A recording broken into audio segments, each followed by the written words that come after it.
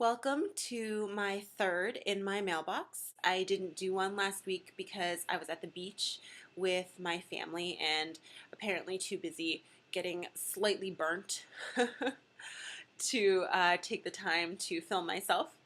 And it also means, though, that I haven't had too much time to find any new books either through requesting them or purchasing them. So this should be fairly brief.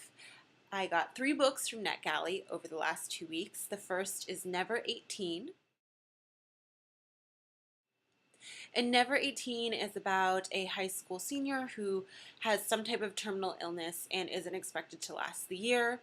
And it sounds a lot like Deadline to me, but I'm hoping for something different because my students really, really love Deadline, and I'd like to be able to offer them something similar, but something that's also different. So I have high hopes for that one. The next book that I got was Putting Makeup on Dead People. This story is about a girl who I believe loses a parent, but we're a couple years in the future, and she decides that what she truly wants to do with life is become a mortician. And it's not until she makes this kind of quirky, unusual decision that her life really begins and starts to take off. And I think she probably ends up moving on.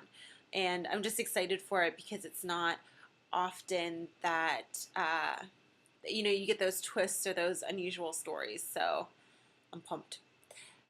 My third book is Yours to Keep.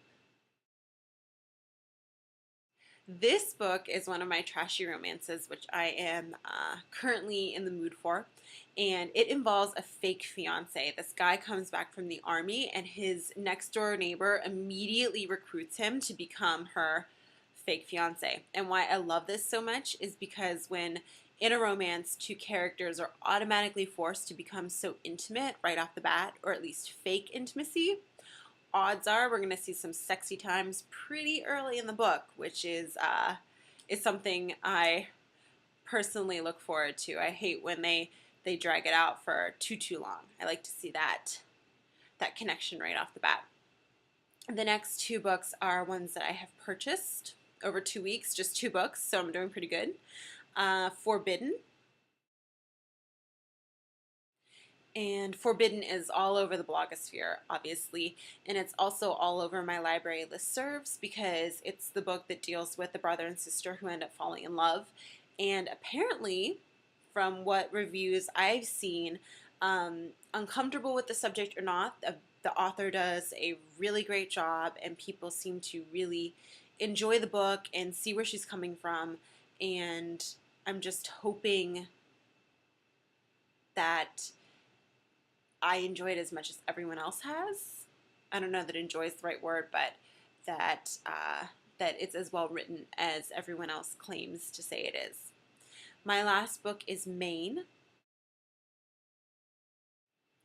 And Maine is about 3 or 4 generations of women who, in the same family, who rent a Maine beach house each year. And of course, each woman comes with her own issues and baggage. But I think that there's a lot of vodka and a lot of heart to hearts and emotions and conversations. And I'm sure we end the summer with a bunch of stuff figured out and bonds renewed and general chick lit goodness. So I'm definitely looking forward to finishing that one before the end of summer. And that is what is in my mailbox this week. I shall be reading some of these picks on my upcoming flight. And I hope that you all are also making time to read this summer. And I ask you, what is in your mailbox?